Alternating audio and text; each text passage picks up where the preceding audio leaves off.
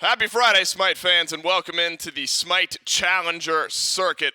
Things are heating up now in the SEC, and every individual match matters from this point going forward. Remember, we are getting towards the halfway point in the phase, and the North American SEC is what we've got for you here today. My name is Dolson. Trelly Relly joins me.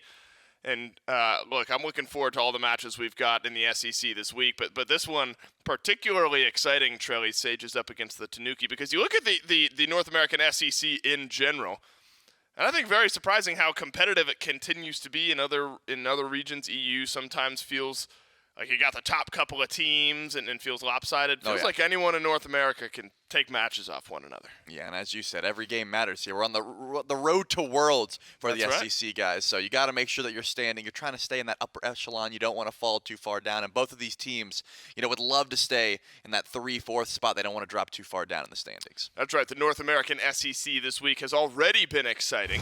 This is the final matchup we've got for you here this weekend. Wardens take the win over the Weavers 2-1. And the Eldritch Hounds over the Shabalba Storm with a 2-0 win there as well. And so, Sages versus Tanuki is our final North American SEC matchup here for this weekend. And Wardens finally getting some momentum going. Eldritch Hounds, the favorites here in NA, but the Shabalba Storm, very, very competitive team as well. And you talk about the road to Worlds, Trelly. So all 6 of the North American SEC teams will make it to the early December tournaments, but then from there, seeding is really what matters. So the Hounds setting themselves up wonderfully. The Yomi Tanuki hoping to keep pace with the Shabalba Storm. The Sages grab themselves a win. It's only the Weavers who haven't won yet in the North American SEC. So that kind of middle of the table grouping there could shift up a decent bit as we move forward. Only a couple matches to play after this weekend. We're actually halfway through the SPL at the end of this week. This is the halfway point of Phase 3, which is nuts to me. That didn't really register until you just looked me in the eyes and said it. We're actually halfway through? Yeah, at the end of this weekend, we'll be at the end 4 of weeks through an 8-week phase. But then we have a little break in the middle, so my goodness, we're sprinting towards Worlds. And the North American SEC teams, as we've mentioned, competition heating up here in this region, wanting to improve your seeding going into those Road to Worlds matchups early in December. The Athenian Sages, I think, have surprised some teams so far here this phase. A team that in the past didn't quite have the momentum going in their favor, but finally it appears truly like the chemistry paying off for this team. A couple roster swaps here and there, but Dishonored, Short Fuse, Jangaru, Privative, and Renjaru all playing together here. And really, I think that duo lane stands out to me. Priv and Renjaru played together long enough now that the chemistry really starting to build up. Yeah, I would say so. I mean, it's one of those things where you're right. They had some rough patches, but I think after the roster swaps, they've really found their own rhythm. And, the Jangaru-Renjaru combo has been extremely lethal off the back of some great plays by Priv. Oh, this was the one where we were saying that looked like a Cupid-sized hole. What a beautiful ult. And those are the kind of plays you can expect, right? Because you should be able to get out of there, but not quite enough. Either way, I think that they've been looking real clean. And in a situation where you're fighting for that 3rd seed spot, one loss could put you down, one win could put you up. Both of these teams have to make sure they're playing clean. And I think, mid lane definitely a point of contention as well. I think Nehu's been performing extremely well on the Tanuki up against Jangaru in that mid lane. I think it certainly could be where both of these teams try to find some pressure. Well, we talk about the duo lane for the Sages. So important for them to have a good set here today, because the Tanuki duo lane, remember, Hurrywind will be playing for the Tanuki here in this matchup, but will be joining the Solar Scarabs as the support moving forward. So this will be the last match that Hurrywind plays with this Yomi Tanuki squad. And Hurrywind plus Snoopy, that's a heck of a duo lane for the Athenian Sages to have to deal with. But I think you're right there, Troy. You talk about Nehu, Magic Feet, and Snaddy, so that other side of the map, also very talented. But feels like the Tanuki can play through this duo lane quite effectively. Yeah, it's definitely want to get Snoopy online. I feel like that's always a good strategy for the Tanuki, is saying, hey, sometimes he likes to play some weird hard carries, like the Chronos, for example, things like that, where you sort of have to sit back and just let him do his thing. But then he can also play these different style of hunters where he wants to find 1v1s, the Heimdalls, the Hoyis, that sort of thing. And then they can surely look over to that duo lane and try and get him ahead. So I do expect to see Magic Feet hanging around that duo side and trying to get some pressure over in that lane. Well, P's and B's for game number 1 between the Sages and the Tanuki kicking off right now. Now, we've seen some interesting meta starting to form over in the dual lane. Apparently, Chronos is a thing nowadays. Seen a few Chronos games from Snoopy here as of late. I saw a clip yesterday of Miff. Roasting Griff. Was it Griff? Miff roasting Griff Yep. on the Chronos. I believe Miff said we might have to check to make sure he's not colluding because he missed so Right, much. he missed so much stuff. Poor Griff. Their set is already over, and it's still catching some strays here in picks and bans. My point being, that almost seemed like Miff roasting Chronos in general a bit more. I don't know if we'll see Chronos here between the Tanuki and the Sages. But Ymir, first pick here, pick rate, ban rate right around the 60% mark here. Trelly, and in the SPL, that type of trend continues. Ymir just remains one of the top supports here in the SEC. Yeah, I think the Bracket and the Ymir are two sides of a similar coin. If you're gonna ban one and get the other, you're probably pretty happy with that. So the Sages, I imagine, got exactly what they were looking for. But however, that does leave open that other, two sides of the coin with the Yamoja and the Guan Yu. Yep. You can ban one away, grab the other. So the Tanuki are gonna grab themselves a pretty solid solo laner, but also just some great sustain. It's gonna help out with those team fights. And the Fafnir, just something that Hurrywin likes a lot. I don't think it's that great in the meta. If you go a double Hunter Cop, it works I think out. it's But bad. I just think it's something Hurwin likes.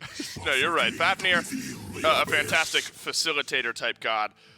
Tanuki are going to need some facilitation here because you look at the flip side, Ymir plus Cthulhu, that's such a staunch front line, so difficult to break down, but also fantastic at getting in. Plus the Neath here, Charlie. I always love a Neath pick. Could be mid, could be over in the duo lane. Have seen it mid more often than not. But I just think World Weaver changes the dynamic of the team fight and the game in general. Forces beads, forces body blocks, an automatic, can't miss it style of ultimate. It's going to force the Tanuki to think. Yeah, especially for Magic Feed, right? Because he wants to get aggressive early, but also you don't know when you're going to have that World Weaver target on you. Can you even go for a gank if you don't get beads? Because then, you got your blink, but you're getting stunned out, that sort of thing. So Neath, always going to be a decent opportunity to find some gank pressure around the map. Now we're going into that second phase of bans, taking away the Erlong Shen, definitely something that Magic Feed is like. But the Freya, this is another one of those magical ADCs that we've seen coming back into fruition a little bit, especially in the NA SEC. Just don't want to deal with that late game hard carry. I can see that's kind of what they're looking for, but the Ishtar is going to be the pick here for the Yomi Tanuki, so we'll have to see if Snoopy can get that online. That is one of those picks that takes a bit. She's got decent clear, but really wants some itemization before the Ishtar gets to her full effect. Yeah, what do we think about Ishtar just in general? I think upon release, most ADCs at the SPL level were thinking like, yeah, there's a time, there's a place for Ishtar. It's not going to be the overwhelming ADC pick, but there are opportunities, there are moments where you really enjoy having Ishtar in your squad. Do you think it's kind of hit that mark where seen it here and there, has some mixed success, but not necessarily the ADC you need on your team? Yeah, definitely. I think she brings a certain play style, and especially when I see Fafnir and Vulcan, it's objective burn. If she gets crit with those shotgun autos, they can really shred through an objective. Yeah. With the coerce buff and Vulcan DPS, they should be able to burst it pretty fast. Well, the Tanuki and the Sages very close in the standings, would like to create some separation from one another and keep pace with the top of the league. Game number 1 about to kick off. Sages versus Tanuki, and remember, this will be the final game that Hurrywin plays with the Yomi Tanuki prior to joining. I mean, I'm a Hurrywin fan, so I hope ever, because that means that he's found success at the SPL level. Right. But I suppose if that doesn't work out, the Tanuki would always love to have Hurrywin back. But I think a good addition here for the Solar Scarabs. In playing through that dual lane, Charlie, we've talked about how important that is to get Snoopy up and running. Same with Renjaru and Privative over there on the flip side. What's your take on the duo in here? Fafnir plus Ishtar going up against Ymir plus Medusa. Is there a heavy pressure kind of one way or another here on this side of the map? Well, whenever I see, Ymir on a team, I have to give the pressure over to that lane more often than not. But we have the interesting opportunity here to bring up a point that Hurrywin made on the desk, 2 weeks ago now? Maybe, 2 weeks ago, where he said, I don't know why more people don't pick Fafnir into Ymir. When I do it, I just get Bracer and Sunder, and then we kill the Ymir. So, That seems to be Hurrywin's plan. He said it in front of thousands just 2 weeks ago. I imagine Priv's got to have that point in mind, but at the moment, we'll have to see if he can get online and make that work. Yeah, I'm sure Priv overheard, right, Hurrywin dropping that bit of knowledge, but also Privative, very talented player themselves. So yeah. I doubt that's the type of matchup that will just sneak up on the Ymir. Soleil may end up being a bit quiet here. Dishonored on the Cthulhu, Snatty over on the Guan Yu. Plenty of sustain there in that lane, and wave clear for Dishonored as well. I think the jungle matchup becomes pretty interesting here. Short fuse on the Fenrir, Magic Feet over on Osiris. Of course, you want Osiris to kind of get up and running early on here for Magic Feet. Starts with the beads. Short fuse on the flip side has that blink. So you got to imagine at level 5, we're going to see this Fenrir and Fafnir, when they're in the same game, it's just so difficult. You're going to see this Fenrir at level 5 try to find some Ragnaroks on the Tanuki. Yeah, certainly could be the option. You have to look at your targets throughout the map, but I think duo lane is always going to bring some decent opportunity to find some kills. You know, Hurrywin's going to have to either hold on to that Draconic Transformation or be jumping away every time those jump stuns come through. Interestingly enough, though, Magic Feet not really going for the mannequin start, is going for Eye of the Jungle. I think that slows down a bit of Osiris's early pressure. Already this god is, you know, taking some nerfs and hasn't really been in the jungle meta, so I guess Magic Feet trying to hold on to that last bit of life that Osiris still has in the jungle.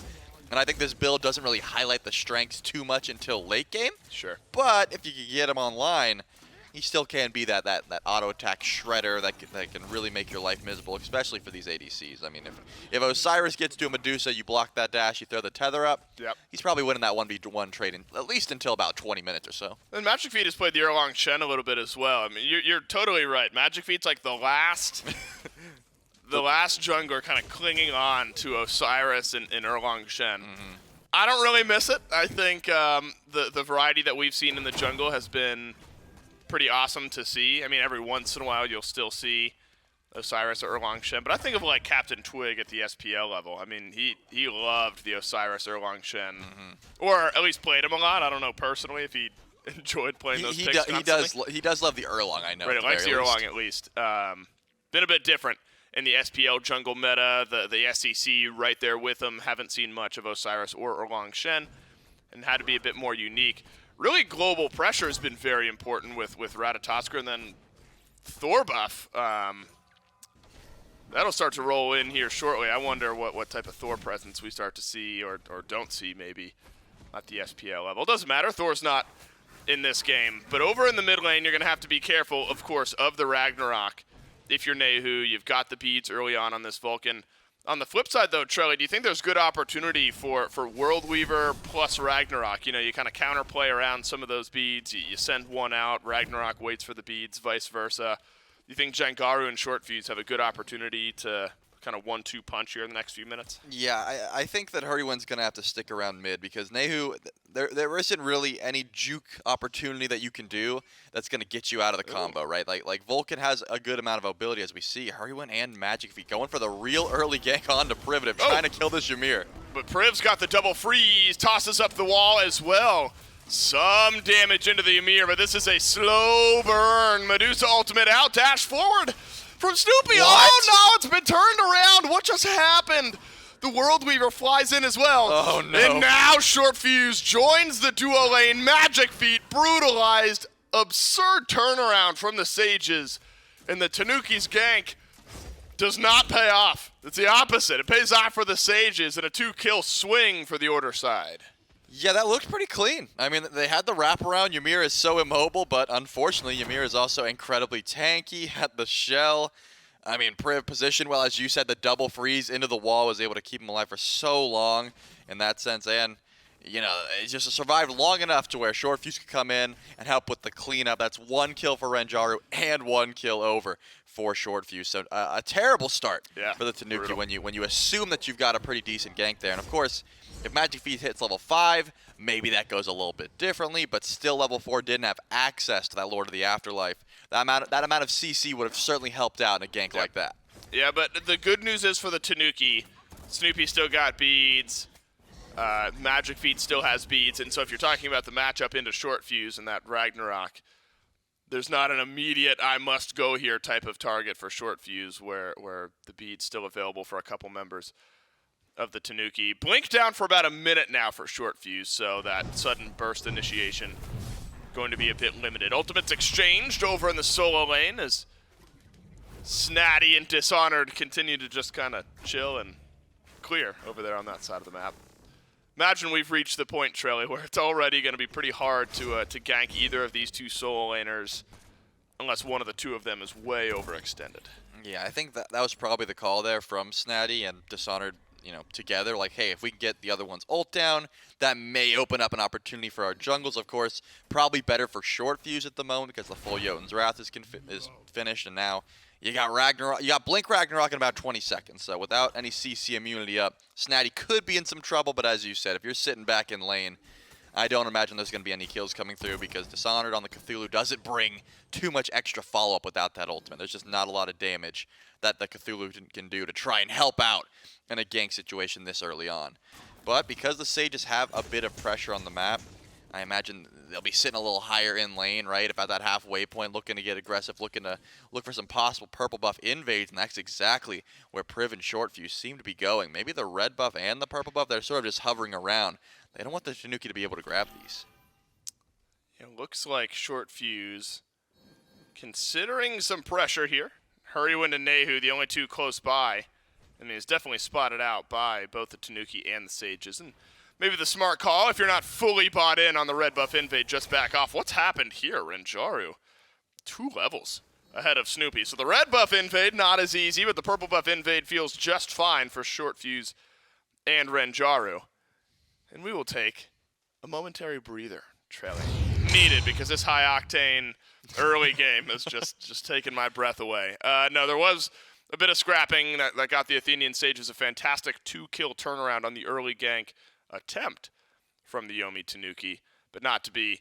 And I was a bit caught off guard there. I didn't realize Renjaru had already built up a 2-level lead over Snoopy. Do you feel like Medusa's that type of carry that can really push that lead? You get out to an early start, and up against an Ishtar, you can kind of compound that over time. Yeah, I think especially up against an Ishtar because she's not going to find too much pressure, especially from behind, going for the Dev Gauntlet start. You're not going to be stacking that item for quite some time, whereas Medusa, you're pretty much online. I mean, doing tons of damage at this point. Your clear's just fine, and you can bully the heck out of an Ishtar. You know, with that acid spray, you don't want to step up to the wave. You're going to poke your HP, so starving out and, more importantly, taking away the purple buff, it's really going to start to add up, and now we can see that as the 2-level lead, as you said, the Transcendence being stacked up. Renjaru should be having a good time in this lane. That's right. Stacking all across the map right now. Jangaru with the Transcendence. Renjaru has it as well. Warlock staff over in the mid lane for Nehu.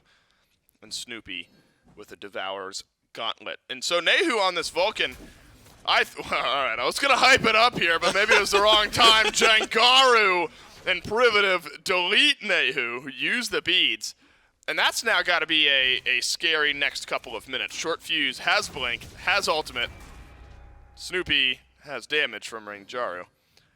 With no beads on Nehu, do you think this is an insta-attempted gank with World Weaver plus Ragnarok? Nehu's got to be in some trouble. Yeah, I was trying to highlight it earlier before that aggression we saw. Vulcan has nothing to stop Brutalize, right? There's not a single ability in Vulcan's kit that's going to stop that damage from coming through. Now that the beads are down, once that World Weaver and Ragnarok combo comes through, you're pretty much guaranteed a kill on Nehu. It seems like Magic Feet and Hurrywind are going to sit around mid lane to try and make sure the Nehu is a little bit safe in this lane, but one wall from Priv also could set up this gank opportunity. So, yeah, I think pretty smart to stay underneath that tower line whenever you don't have vision on Short Fuse. Whenever the Fenrir is lurking in the jungle, that Vulcan's probably sitting under tower pretty far, because even under tower, a Blink Ragnarok could pull you all the way towards mid lane and you're in trouble. Yeah, keep your eyes then on Short Fuse, who is hovering close towards mid. Nehu's just going to play this as safe as humanly possible. Minute and a half. Behind red buff. That's right, way behind red buff. In fact, running back towards green, that is unbelievable. Short Fuse is there, though. Is he gonna? Oh, no, it's happening! Yeah, here we go. Oh, Earth Shaker. Up and over goes Short Fuse. Ragnarok. And the Scepter zapping away. But no! Not enough damage this once. And the combo we expected did 99% of the damage, but that last 1% keeps Nehu alive. Dishonored getting ganked, but the Cthulhu will shrug off the damage just fine. To me, it looked like Short Fuse forgot that Nehu's beads were down. You know, like, oh, I'm going to leap in front of this stun to try and, you know, catch you out. And unfortunately, there is no bead, so Nehu had to be stuck. Hurrywin going to go for the steal attempt, not going to go through, and the Sages are going to grab the 10-minute Gold Fury, pushing that lead. It was an early Gold Fury, so it's not going to be the biggest deal, but still about 1.5k gold. The XP, I think, is really what's starting to matter if you look around the map. Levels for pretty much everyone, and it's just going to continue that way. Most notably, Renjaru with the 2-level lead over Snoopy. The Ishtar is still having a rough time in lane. I think with the way that Snoopy's built, it's going to take a while before that build starts coming through, but Jangaru does not get the steal, and the Pyromancer goes over the Tanuki. That's right. At least the Tanuki able to pull back one of those objectives. Snatty in a pretty good spot, though. This Guan Yu has received a little bit of pressure from Magic Feet and has kind of pushed back Dishonored once or twice. And so a slight experience lead for the Guan Yu. Now, Jangaru's gone Mannequin Scepter, so he'll go Mannequin's Hidden Blade at some point. I feel like in the SPL we've seen Bluestone Neath once or twice. But I'll admit, Trelly, I'm a full-on Mannequin's Hidden Blade truther. Oh, yeah. When it comes to Neath ult. I want insta-gib, I want to hit a carry, and I want their health at the end of the game to be 3/4 gone just after my ultimate connects. And so I'm glad to see Jangaru's gone Mannequins. I understand the value in Bluestone, but I think just for my brain, you've got to go Mannequins whenever you're on this Neath mid. No, I'm in 100% agreement, and I honestly don't see the value out of the Bluestone. Like, I get it that you're going to have better wave clear early on, but then late game, and I think, you know, from what I've heard from these mid-laners, you know, the Bluestone Brooch still does some good damage to tanks later on, so you're not just killing squishies, but I mean, you got another ADC for that. You know, Renjaru is going to be shredding through those tanks just fine with the Executioner. That's right. Just go for the one-shot, man. Look for Nehu, look for Snoopy. Magic Feet's not going to be that tanky late game. Like that, I definitely agree, and I think with Transcendence and Jotun's already finished, Jangaru's ult is already doing some big damage numbers, and as long as you got some vision all around and you're following your jungler in this case, wherever Short Fuse is, just at least charging up that World Weaver just to see if you can help out. Definitely going to start making some plays. That's right. But at the moment with 2 objectives down, you know, Gold Fury and Pyromancer going down pretty much simultaneously, not going to be too many gank opportunities until about that 15-minute mark when these objectives spawn back in, and maybe we see some more face shown because the Tanuki don't really have to step up anymore. No, we're chilling right now. For the Tanuki, we have shrunk down the gold gap and even things back up with a little bit of farming on our side. I think for Nehu, big win that they were able to stay alive while those beads were down. Granted, you were pushed all the way back to your green buff and nearly died, but now has Aegis, so insta-burst will be a bit lower as Hurrywin drops the bracer over by, you mentioned, the Fury that is down for another couple of minutes. I mean, if you're the Sages, you are still looking for some opportunities. Haven't quite found them. Hello, burst damage onto Jangaru. Nehu sends the 1-2 punch. You get Warlock Staff into Divine Ruin, so limiting a bit of the healing that the Sages are going to be doing. And also Flatpen still in a very good spot. Privative. That's wishful thinking maybe onto Snoopy, but hey, anytime that you can force a dash away in the ultimate and open up a tier 2 tower, worthwhile for this Ymir, who's off to a 3-assist start to game 1. Yeah, that seems to be the call where Priv was like, okay, we'll look for a relic, we'll look for the ultimate. At the very least, we get this tower down, and Snoopy did decide to hold on to the beads and just use the ultimate there to make sure that there was no more aggression. So tower in favor, and the Sages are able to back up and just make sure the Interceptor goes their way as well. But you know, I still think the Tanuki Snatty does have a 1-level lead over the Cthulhu, which, you know, I think you should be getting. You know, Dishonored can't really match that clear pressure. And once this Guan Yu actually rotates into these fights, it's going to look a lot cleaner for them. You know, you got this extra amount of sustain, as well as, you know, Guan Yu's kit is pretty much made to be used with your team. You know, you get cooldown resets by healing your teammates and also by dashing through the enemies. So I think their actual team fight, their 5v5, just looks real clean. The only issue is, you know, Cthulhu also looks pretty darn good in a 5v5. Dishonored would love to get into the backline of these fights with the start that he's decided to build into, the breastplate and Pythags. Like, that's going to be a lot of damage that the Cthulhu is going to be able to do. Also, you know, your whole team is going to get that aura, so certainly going to help out. But as we said before, until Pyromancer and Primal Fury fight start back in, I don't think we're going to be seeing too much aggression.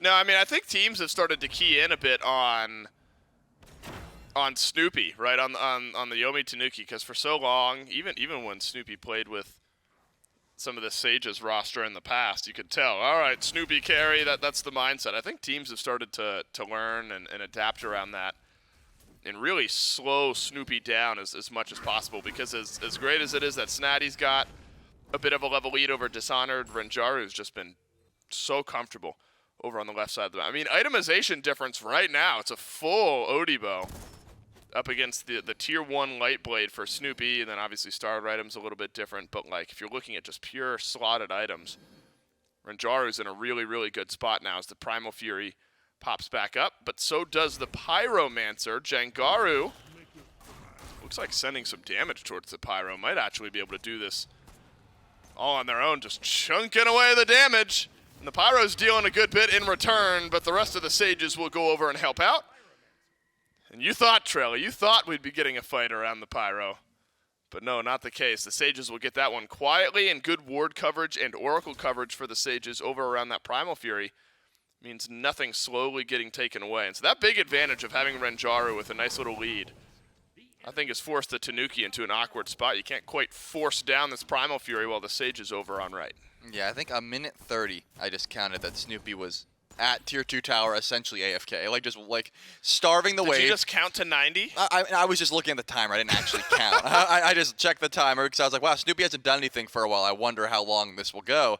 Because when you're starving the wave, you're in that awkward position where you're missing other farm. Your purple buff's up, but you also don't want to clear the wave and give Renjaru access to it. So Snoopy sat at the tier 2 tower, did not do anything, didn't clear, didn't last hit for a solid minute 30.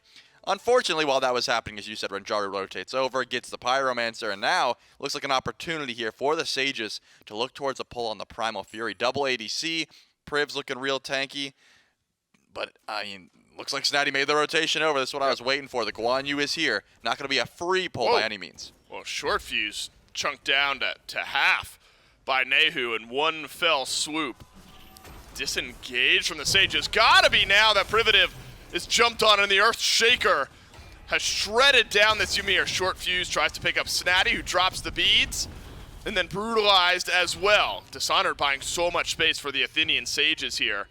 And it looks like the call is to run away unless Dishonored can pull back one kill. Jangaru getting back into the middle of this fight. Both teams, effectively the total health pool of this game brought down to half.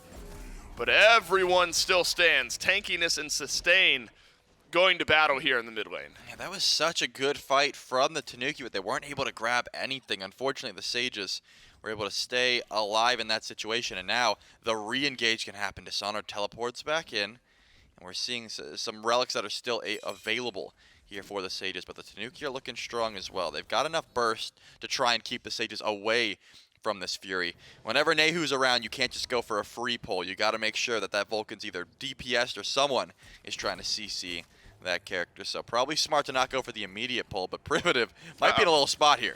Primitive gets the bubble off of Hurrywin. Jangaru shredded down by Snatty as well. Earthshaker right in the middle of the fight, and that deals the killing blow alongside Snoopy to Primitive. So now the Ymir not in it. Snatty adds another for the Yomi Tanuki. And just like that, the turnaround is in, and the Athenian Sages left running. Petrify finds no one, and the Yomi Tanuki with a 3-kill swing, but make it 2. A bit of a chase for the Athenian Sages over on right. Yeah, but the Primal Fury still stands. I was wanting to see if Short Fuse and Asana would try and chase Snoopy underneath that tower. Not going to be the call as Snatty does teleport back in. Draconic Transformation not available. They don't really have the DPS to burn it down that quick, but Hurrywin already going, and finally that ultimate's back up. Now it's time to go for the Primal Fury for real this time. No one's around too close. It looks like Dishonored is going to make the late rotation over, but this isn't burning that quickly. How long do you think it would take? Well, pause just in case Dishonored is able to steal it away. Dishonored in range, but no, the Yomi Tanuki confirm the Primal Fury. I was just laughing at the auto attacks, the breath from the dragon. How are you trying to solo it? Was like 19 damage each tick onto the Primal Fury. Magic Feet could be in some trouble, though. There's your World Weaver, a couple tethers out. And Magic Feet, that's unfortunate. You get the Primal Fury, and then you immediately give your jungler right back over. And so 40 seconds now in a 5v4. The Athenian Sages might be able to pull back some of this gold here with a force down to this tower in mid. Yeah, the beads go down as well, but the Sages are able to keep that gold lead in their favor. Once this tower goes down, there's going to be no question about that. I'm seeing some posturing over towards the right side of the map. I don't imagine they're feeling confident enough to go for a Fire Giant, but they do have the double ADC. They do have the double Guardian CC. Yep. And that Pyromancer's not quite up yet, so maybe a possible bait just to see if anyone's going to walk up here. At the very least, get some Greater Scorpion. You want the 20-minute pull, even when it's not that much in your favor. 100%. I'm an agent of chaos. Anything that raises the eyebrows and forces you to lean a bit forward in your seat, I'm all for it. And 1,000 gold lead, you're right, probably not enough for the Sages to feel that comfortable. Dishonored had a really nice series of team fights there. Picks up a couple of kills, evens up the experience difference with Snatty. And that's a really good point that you've made, where yes, the Guan Yu should be able to do well in lane, but Dishonored also in these team fights is going to have a really nice time. Kind of a fun build from Dishonored to get the Pestilence, upgraded Breastplate, Pythag's Piece. That'll help out around this Pyromancer as well. Magic Feet close by.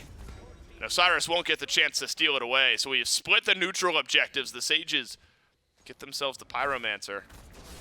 No, there's no inherent massive advantage. Might still have to keep eyes on the FG. Fantastic wall from Privative, but the freeze hits no one. Then a double stun on the front line of the Yomi Tanuki, who are left running. Petrify flies in the Earthshaker from Nehu.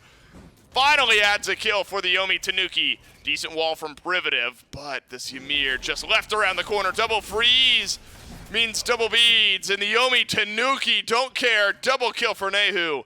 And now maybe a double back to the Fire Giant. They do have that Draconic Transformation. Hurrywin might be going for another stun on a Dishonored. They've got a good bit of damage in her. Oh man, Dishonored had to use the beads there.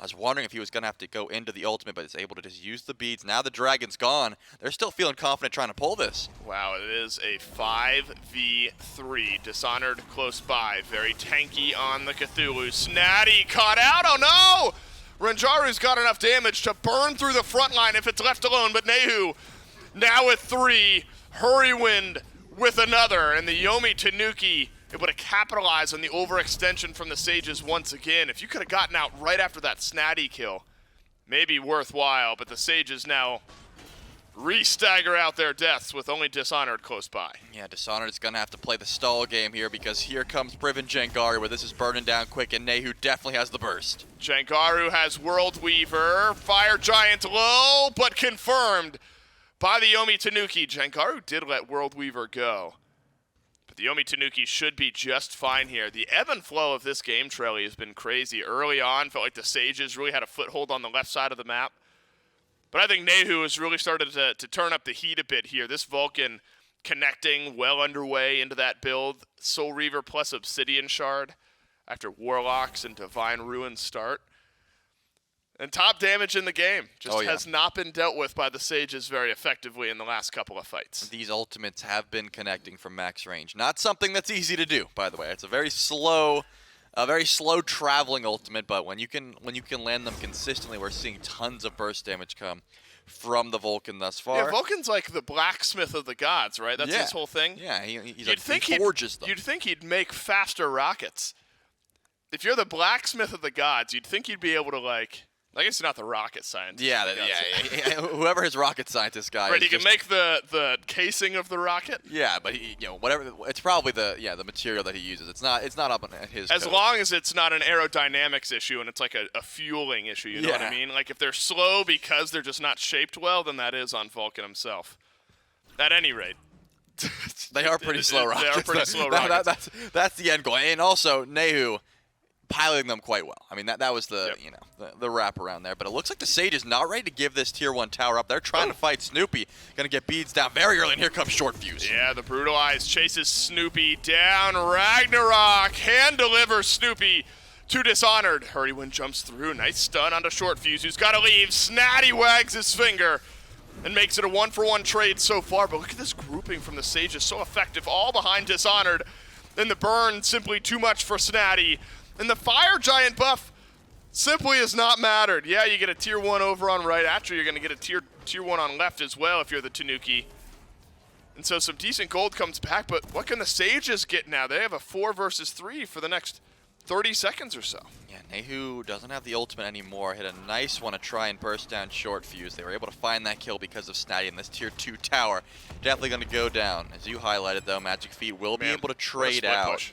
Doesn't look like a Phoenix is on the cards for the Yomi Tanuki, but they will be able to push that gold lead a little bit further until it looks like the Sages will be able to go for at least the Gold Fury, but they're trying to set up an ambush here. Nehu doesn't have any idea this is coming, maybe realizes it now and is going to run away. I don't think Hurrywin does either. Oh no, he's got no clue. Yeah, Nehu has absolutely no idea. Oh, that's like so unlucky. The turret. What's happening? You're right, they're going in and out of the same doors in the hallway. And Nehu is actually, oh no, the Aegis gets used, the wall, fantastic, but not fantastic enough. Nehu slips by the wayside. That should have worked for the Sages. The pathing from Nehu just brought him right back to safety, though. And so, unfortunate, they used the teleport from Dishonored, so that's now gone for a minute and a half. And the Tanuki, that core 3, they still have their Fire Giant buffs. Able to maintain those and start to work down this Gold Fury, and the Tanuki in a commanding position. Yeah, they're going to be able to grab the Gold Fury in the process, as their Trebuchet will die out over and left, but it's going to get that tier 2 tower extremely weak in the process. Actually, they might just go and try and claim that tier 2 tower. They still have the Fire Giant buff for a bit longer, so might as well make use of it. Try and get some extra gold in your pocket before you do end up backing up. Pyromancer has spawned back in over and right, though, so this is going to be the moment for the Sages to really put their stop. I am surprised that they were so in tune with defending those tier 1s. It ended up working out for them. They did win a fight or two, and we're looking at a relatively even game kills-wise, but gold, Yomi Tanuki certainly in favor coming up to this next Fire Giant pull that's going to be happening at about 27.5 minutes or so. And you know, relic situation, most things should be up. Nehu did just have to double relic to make sure to get out of that fight, but the Aegis is going to be up in about a minute and a half. As long as the Tanuki are able to stall out and play around their mid laner, I mean, Nehu has been doing so much damage on this Vulcan.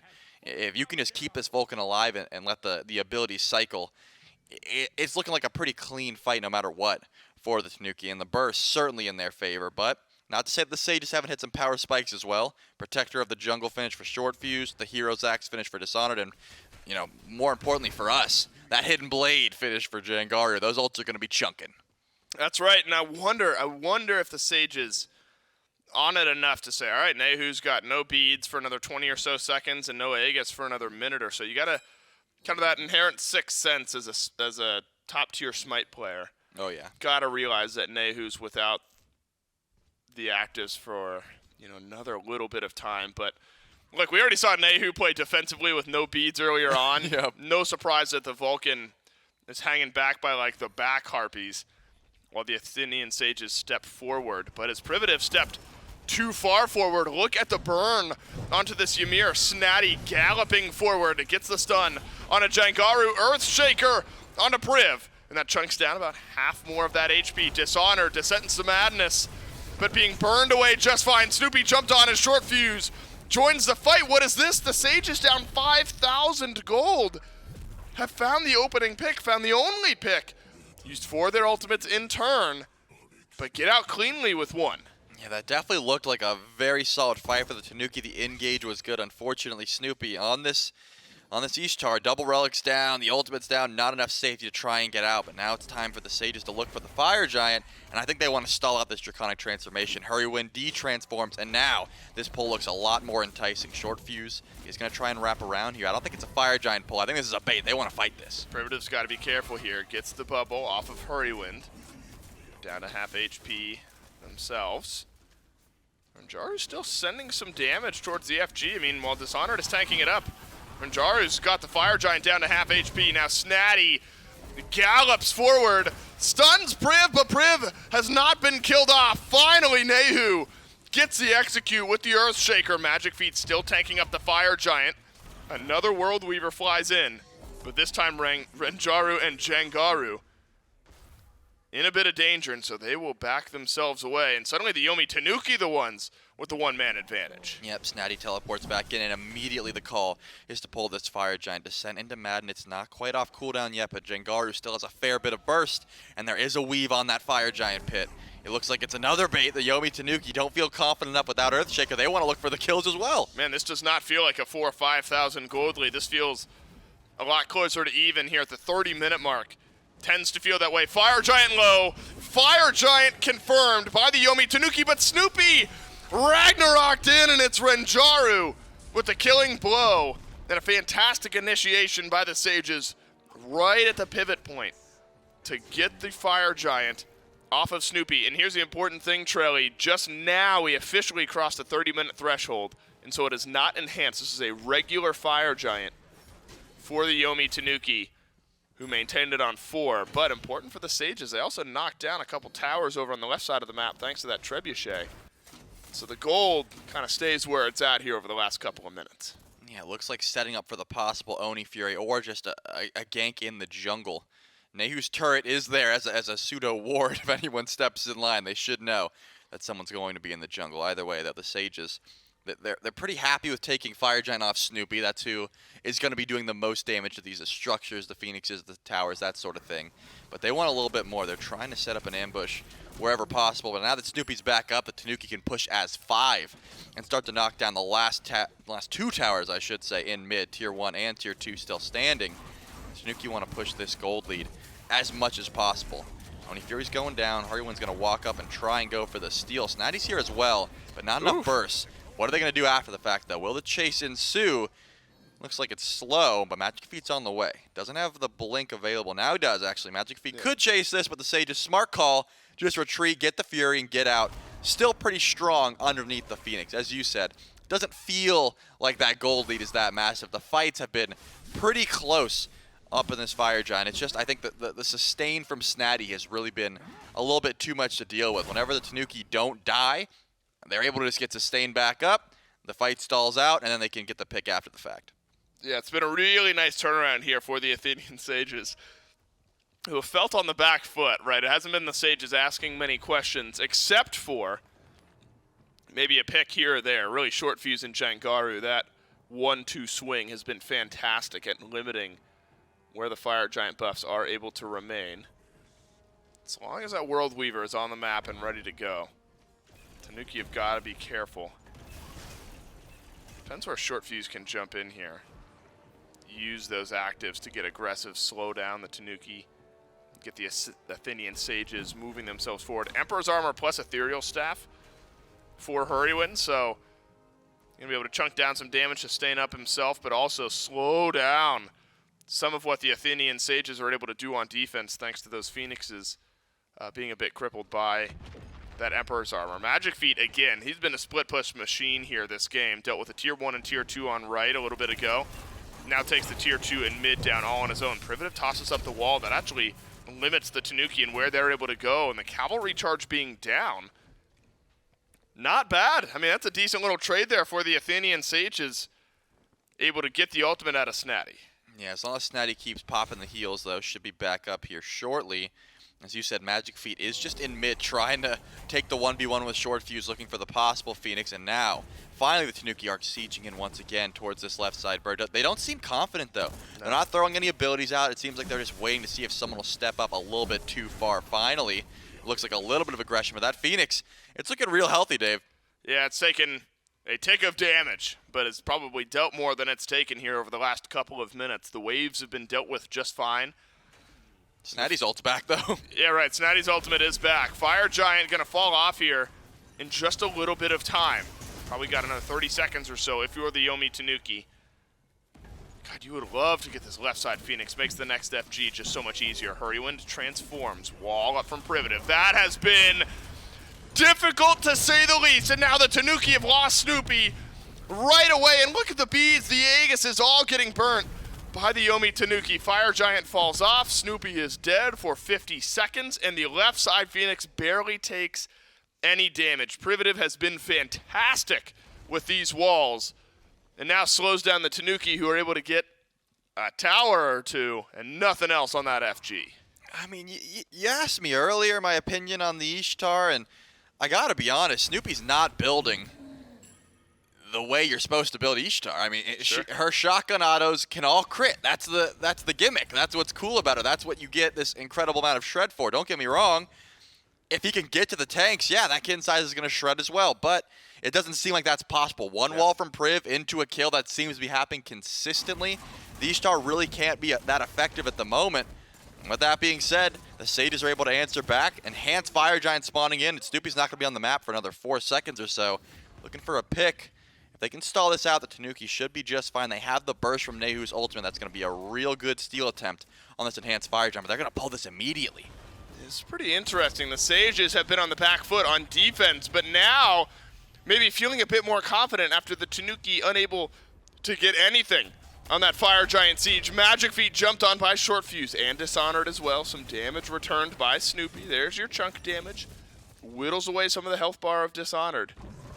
It's going to be a back away once again by the Athenian Sages. Teleport is there for Dishonored if needed on the other end of this reset. But we have seen an issue with Priv where the Emir gets down to about half HP into a moment like this where Priv can't go back to base, reset, and then left a bit low there on the front lines. And then that's when usually Nehu's ultimate comes in to finish the job. We'll have to see if that is the call at the moment. The Enhanced Fire Giant still not quite started up, but Nehu and the rest of the Tanuki sieging forward. Just a little bit of burst. Whoa. Could be all you need. Oh no, Short Fuse has jumped on Snoopy. Here's a Ragnarok, and Snoopy falls again at the beginning of the team fight. Privative with the ultimate has now slowed down the disengage of the Tanuki.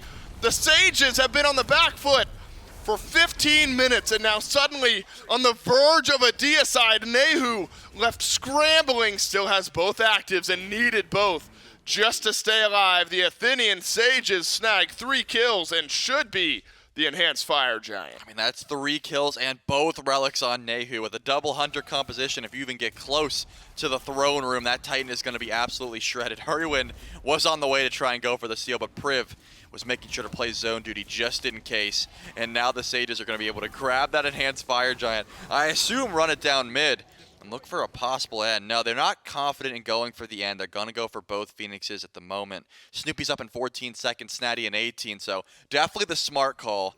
It looks like because the respawns weren't that staggered, everyone's going to be back up at around the same time. Try and break the base first. Look for all 3 of these Phoenixes at least starting the siege over and right first, and already the Sages are going to chunk that one down, and it's pretty much gone. Yeah, the Sages say, Tanuki, see how easy that is to walk in and siege up a Phoenix. Granted, they had an extra pick or two. Snoopy has just had an absolutely brutal game. I mean, constantly jumped on by the Athenian Sages. Short Fuse and Jangaru, Privative, just not been denied. It's all funneled into Snoopy, and it's all been connecting very, very effectively at 1 and 6. Snoopy about halfway down the damage charts as well. I mean, Nehu has been carrying the damage of this Yomi Tanuki team at 44,000. Snoopy above the junglers and the supports, and that's it. Need a bit more from this Ishtar if you're going to successfully defend. I mean, everyone in the game, Trelly, at this point, effectively full build outside of Hurrywin, who's just waiting on that last item. But man, what a turnaround the Sages have had. Remember, we were talking about a 5,000 gold deficit trying to defend on your Phoenixes a few moments ago.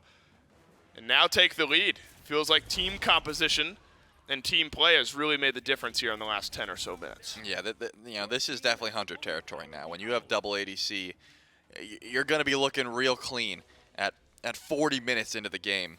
Tanks are not going to be too long for this world. If Jangaru is connecting an ultimate, you're probably getting, as you said, like 75% of your HP gone if a carry is going to be getting hit by that World Weaver. So the Athenian Sages just have to play this one real slow. Remember, they already got that right side Phoenix down, so eventually those fire minions are going to pour in. And when they do, someone from the Tanuki is going to have to go over to defend. But at the moment, Short Fuse is taking the 1v1 with Magic Feet in mid, and all 4 of the Sages sending over and left, trying to push in. But I think they are going to wait until those fire minions pour in, until they have the 1-man advantage. Someone has to go defend. Yeah, Manjaro's played wonderfully on this Medusa up to this point. Maybe another wave or two is when the Sages will smell an opening and the fire minions make their way into the Titan room. Someone's going to have an advantage when someone from the Tanuki has got to head back. It's Magic Feet now, who's chunked down Ragnarok. No good. Brutalizes in and the 1v1 evened out. Unlucky. Both junglers end up dropping, and those death timers very, very similar. Wonder who that benefits here as the Sages and the Tanuki both down a man. I mean, Magic Feet winning the 1v1 with the World Weaver is massive. That's a huge ultimate from Nehu. Good backflip, though. Jengaru gonna live that one. Here comes Snatty trying to fight this. Now, Renjaru's got to deal some damage now on the back pedal. The fact that Dishonored lives there, massive for the Athenian Sages. Fire minions caught out on the right side. This left Phoenix so low. Yes, Dishonored be able to teleport right back in. And no ultimates, except for Dishonored's, which is a big one, admittedly. Ready to go. Just needs a bit more damage onto the Phoenix. It's there, and the Athenian Sages want to backpedal. Stun from Snoopy onto Dishonored. Hurrywind transforms as well. Privative tosses up the wall, but Hurrywind able to jump just right on over these knockups from Dishonored. Huge in securing the disengage. Why not another 3-man on the way out? You'd think should be okay. Another massive knockup. And Dishonored has just done so well, but wait! The script has been flipped, and suddenly the Athenian Sage is looking for a stun and a wall, but the Earthshaker is disgusting by Nehu. And the Yomi Tanuki technically haven't defended their Titans down to half HP, but the game goes on and they've gotten 2 picks. Yeah, I mean, with that Phoenix down, that means the Titan's not going to regen any HP. Renjaru taking a bit of damage, but also dealing a bit of damage. And here comes Short Fuse. This is going to be the chase-rechase situation. This Fenrir trying to close the gap. This is absolutely ridiculous. Nehu brought back into the Petrify, brutalized from Short Fuse, helps out Renjaru. But of course, Nehu with the fadeaway trades right on back. Titan down to half. Phoenix on right respawns. And a minute on Renjaru, 30 seconds on Jengaru and Privative. And this game goes on. I'm not sure the Tanuki are really going to be able to get much, but you'd maybe hope that you can set up some presence right around this FG and really set yourself up here the next minute or so. Yeah, it seemed like we saw some pings onto the Enhanced Fire Giant. Someone has to clear left minions. Someone has to clear the last wave of right fire minions. You know, it's not going to be easy for the Tanuki to try and make a pull onto that Enhanced Fire Giant because Jengaru and Priv both spawn back in. Still a couple seconds without Renjaru and Nehu. Yeah, with Nehu being gone. So I imagine it's just, you know, the retreat and defend for the Tanuki. The Sage is going to stall this one out until Renjaru spawns back in, and then you're just in a fantastic position map state-wise. The right bird is down, your Titan's at half HP. I mean, I guess the left bird down, your right bird is at 1 HP, and then your Titan is super weak, so the Tanuki have to be on defense duty. No one can sneak into that Titan room. That's an easy kill for the Titan. If anyone does, they have to ward up. It's not going to be easy to defend this Enhanced Fire Giant either. I would think that the Tanuki, you know, if they didn't see any of the Sages here, they know that something's going on, right? You at least know that the front lines that you really need to go in and end this game are around this Enhanced Fire Giant. Gives you a little breathing room if you're the Yomi Tanuki. Surely at 42 and some change minutes, we're at one last chance here for both of these two teams. The ebb and flow has been chaotic. Early on, the Sages feel good. The Tanuki slowed down, get themselves a 5,000 gold lead, and now map state-wise, the Sages clearly in the advantageous position. That's worthwhile. Privative gets the bubble off of Hurrywind, who is close by. Magic Feet. Maybe for the back line. Oh, no, you've lost Nehu, who didn't have beads or Aegis for the next 10 seconds. So close to getting those back up. Snoopy, the other carry, might go down. And does. Short Fuse on a double kill. How about that dive from the Athenian Sages? And there is not much damage left on the map. These stuns may look pretty, but the game does not. The Yomi Tanuki swept from the map, and the Athenian Sages take game 1. Short Fuse left in the middle of that fight and was like, don't worry, guys. Even if we somehow lose this, which they didn't, I'm going to take care of this Titan myself. Just an unfortunate position for the Tanuki to be in. I mean, they had the lead throughout the entirety of that game, but once you lose those Phoenixes, once your Titan gets that low, you can't commit to the full-on defense. Right. Nehu didn't have the relics to try and be in that fight, but knew, hey, if my Earthshaker's here, maybe they can't go for Enhanced Fire Giant. And then once that Vulcan died, it was curtains. Yeah, look, the Tanuki, such a talented team. And I think you've got a lot to be excited about after game 1 as far as knowing how you can play up against the Sages team. Maybe we avoid that early 2-3 kill swing over in the dual lane. We're feeling a bit better about the next few minutes. And really objective control early on. Felt all right for the Tanuki, but the Sage is just so good on defense, gets so tanky, and the dive was just too strong. The Athenian Sages take game 1 over the Yomi Tanuki. More SCC North American action coming up next.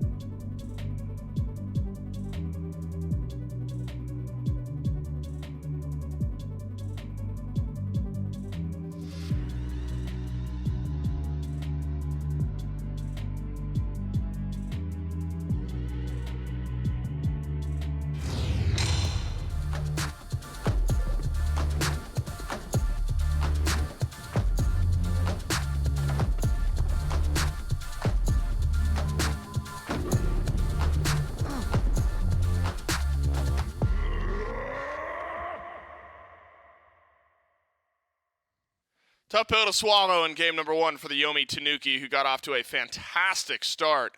Had a couple of fire giants, had every opportunity to siege up the base of the Athenian Sages, but unable to do so. And the Sages, they grab the 1 FG at the end of the game. They make all of the value matter, knock down a couple of Phoenixes, half HP on the Titan.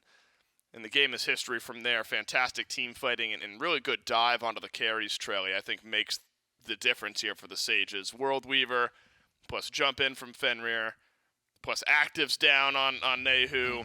Just too strong here in game 1. Yeah, we're in a situation where, despite the fact that the Sages took game 1, I still might be calling for the Vulcan ban. Like, right. Even though they won, Nehu was playing fantastically. But what was proven was when Nehu was dead, once the Sages were able to get that incredible dive off and make sure to put this Vulcan down, their fight just looked a lot cleaner. And late 40 minutes in, when the respawn timers are at that point, it was just enough to make sure that the aggression would get to their Titan room. And again, it's hard to come back when your base is that broken. So, I think Snoopy on the Ishtar was not really able to succeed. It was one of those picks that was also dove incredibly hard. Double relics was not enough to save him pretty much ever. So, it was a lot of incredible dives. So if the Tanuki want to look for a different strategy here, either A, get some more peel, or B, maybe some safer God picks. There's a ton of ADCs you can play that have a little bit more safety built into the kit. This is I don't know if you can write it up any better. You're a jungler, late game team fight, and you kill both of the carries in a double kill. It's about as perfect as it gets for the Athenian Sages. Renjaru as well. Of course, we talked about short fuse in that dive, but Renjaru, a really, really nice game on the Medusa at 8, 3, and 5. None of the KDAs looking really all that ugly for the Athenian Sages, despite a pretty back-and-forth game. And really, it's Nehu, the potential saving grace for the Yomi Tanuki here. Hurrywind actually put together a really nice game on the Fafnir as well at 2, 1, and 10. 54,000 damage for Nehu. But then you got to look at the flip side. Renjaru, Trelly on the Medusa, scaled up nicely later on into the game, 45,000 damage. And so obviously damage-wise pretty far behind Nehu, but to be able to keep pace with what that Vulcan was doing, I think a great look here for the Athenian Sages. That's always an awkward type of game as well, because if you're the Tanuki, you probably feel like early on that composition was doing what you wanted it to do. You probably feel like you had every opportunity to win that game. Sieges just didn't quite go well, and maybe you're right, you draft a bit more safety if you're the Yomi Tanuki. Would you mind watching the Sages go back to a similar type of composition here in Game 2? You just won, but you think there's still some tweaks to be made despite a win? I think you don't want to be losing the early game for that long. It wasn't an incredible loss, of course, but I think a little bit more early aggression could have solved that one up. So I wouldn't hate it. I think the Sages are pretty confident going into this next game, despite the fact that they had a little bit of a slow start. Well, picks and bans for game number 2. It's the Sages and the Tanuki. You might favor the Tanuki going into this matchup because of recency bias, but the Athenian Sages have started off quite nicely here in phase 3 of the North American SEC as well. And so the Sages 1 game away from making some waves here in the standings. Very, very important for the Tanuki and the end of their year to really step up here and push things at least to a game 3, maybe even take the set. Cupid still banned, AMC still banned. Then our first big pivot here, Trelly, the Guan Yu off the board. Yeah, it looks like the Tanuki aren't looking to, look for the Guan Yu this time around. They do want either the Kabrakan or the Ymir. It looks like that is going to be left open, but the Kabrakan is going to be taken away. So I guess, you could be pivoting for something else in that sense. But again, I think the Sages might want to consider looking at a Vulcan ban here. Nehu was just doing so much damage, and despite the fact that late game they were able to get to him, Nehu was able to survive pretty well up against the Fenrir Neath combo. It looks like that's not going to be the call, just sticking with the Hades. So now the Tanuki look for their first pick. With Kabrakan and Ymir taken away, that Yamoja is still open if that's something they want to look at. Man, Hades just continues to get banned out here. I was wondering if teams eventually would start to feel a bit more comfortable playing into it, but at some point, when it's as disruptive as Hades has been, not even worth making the attempt. Yamoja for Hurrywind here in game number 2. I'm excited to see how this looks, especially as we've mentioned already, Hurrywind joining the Solar Scarabs here for this weekend in the SPL. And they played the Titans. You almost couldn't have written it up any better than that for Hurrywind's early weekend. How about the carry combo, though, for the Athenian Sages? Freya plus Vulcan. And so, Trelly, you're not getting super comfortable in the early game with the Freya plus Vulcan. You're doing fine But really, later on in the game, these two are just going to absolutely shred. Yeah, that does seem to be the play here. I'm curious to see what sort of physical carries they draft now because they have a lot of magical damage already. But the Tanuki are going to grab their mascot in the Tanuki, as well as the Kamazots. Usually that goes over to Snatty in the solo lane, so I'm thinking that's probably where it'll go. I haven't seen Magic Feet on a Kamazots. I can't think of ever. So probably going over to solo lane, but Sage is going to grab themselves a Ratatosker as well, something that can be played in the jungle, but also does get some solo lane pressure as well. Either way, I think a lot of sustain on the side of the Tanuki already picked up here with the Kamazots and the Yamoja. And then the Sages seem to be looking for that late game again, but I need to see a little bit more physical damage. I don't know what Warrior is going to bring that much, but Magic defense is going to be getting a ton of value up against the Vulcan Freya combo. Yeah, already. So Ratatosker, you got to imagine for Jengar, or for Short Fuse rather, if this ends up being jungle, Ratatosker should be in a position to succeed early on in the draft, at least where we stand right now. Erlang Shen plus Fenrir, those are going to get taken away. And so still needing some of that initiation we're sensing from the Yomi Tanuki. Though you've got a Yamoja, you're feeling just fine about that. But good jungle initiation could flip things around even further. And then Athena. So a couple of picks that we're not used to seeing here. Trele, Athena, maybe a bit less surprising than the Danzaburo. We've seen at least a little bit of Athena. Do you think that pairs nicely with Freya over in the duo lane? I will say that after last week, Priv tweeted, we finally got a win on Athena, so I think that was like the first win, despite the fact that Priv always plays the Athena, so maybe that's going to bring some newfound synergy to the squad. Finally, it's got a win, so they're feeling more confident with it, but the global presence Athena brings, the overwhelming safety, as well as the engage, taunt into Vulcan combo seems, pretty bread and butter. It seems pretty difficult to mess up, so going to be a smart call. And the Nike.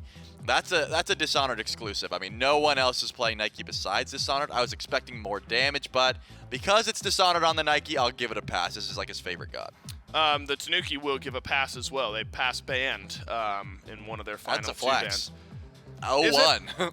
Yeah, right. You're down 0-1 and you're pass banning. You're feeling all right now if you're the Tanuki. A couple good compositions. We'll break them down a bit more as we head into game number 2 between the Tanuki and the Athenian Sages, with the Sages up 1-0. Headed into game 2. Would love to close things out right here. Start off their weekend with a win and feeling a bit better in the standings of the North American SCC. So it is Lancelot solo for Snatty with Magic Feet on the Kamazots jungle. Haven't seen much Kamazots, period. But when we have seen Kamazots, I'm thinking we've seen a bit of solo lane Kama and Lancelot out of the jungle. Why do you think Tanuki feeling like these two maybe a bit better reversed? Well, I think that Kamazots has a pretty decent matchup into the Vulcan. I guess into both mages, right? Because you can blink to the back line and be as aggressive as you want, but then you have that get out of jail free card with Bat Out of Hell. As long as you're in the sky, can't really take any of that big burst damage. You're gonna be able to die pretty effectively. But if it was Lancelot, Vulcan doesn't care about the cripple field anymore. That ultimate's not going to bring as much value as it would. So I think that was probably the switch up. We'll have to see how aggressive you can really be on the Kamazots, because one of those characters that you got to hit everything, right? If you're not hitting that Vampire Bats, you're not doing enough damage. You're not hitting those slows. It's just not going to be too effective. So Magic Feet, going to have to make sure those abilities are landing, but a good player nonetheless, and should be able to make this pick work in the jungle regardless. Yeah, we haven't seen much Nike either, and that's Dishonored's pick out of the solo lane going up against this Lancelot. There was a period, maybe early Season 8, Season 7 a little bit, a lot of Nike was getting picked. Even sometimes Nike jungle, you just build full-on damage, but feels like Short Fuse considering a duo lane gank here. This would be aggressive at level 2. With the Nike, feels like it's pretty obnoxious to go up against in lane. With the Rend, you get the wave clear and can disarm your opponent provided you're hitting enough of that. Really, Disruption feels like the name of the game for a Nike. Yeah, I think that Nike just gets like an extra passive because it's Dishonored. This man has like, when you look at the loading frame, it's like 12 stars. They start to like blend together. They're all together. He just likes the Nike, and it looks like this is why. He can be extremely annoying. Magic Feet caught out in the enemy jungle, has the blink, but not out of combat. One more auto attack will do it. Should be able to blink out this time. I was going to say not enough damage. Could have been a close one, but Dishonored not going to be able to find that kill on a Magic Feet, and gets out by the skin of his teeth.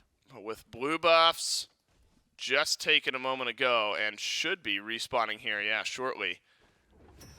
Wonder if this now is an opportunity for Dishonored and Short Fuse to steal away this blue buff. Short Fuse takes most of the damage. Blue buff gets dropped, but Dishonored quite low, but the Rend plus Short Fuse, that's plenty of damage, and that is first blood over to the Athenian Sages, and it's Short Fuse. They're out of Tosker. You love your jungler getting an early kill, and it's exactly what's happened, and the Athenian Sages off to a good start. Yeah, I mean, the Rat is a really annoying jungle to have first blood on, because that Acorn gets finished a little bit earlier. You get access to Through the Cosmos, and then you can gank the duo lane, you can gank mid lane from wherever, solo lane you could send it on over to. It's just that global presence getting online before your Camazots can even, think about getting that first item or that ultimate ability feels pretty bad here for the Tanuki. I imagine the farm game is going to have to step up.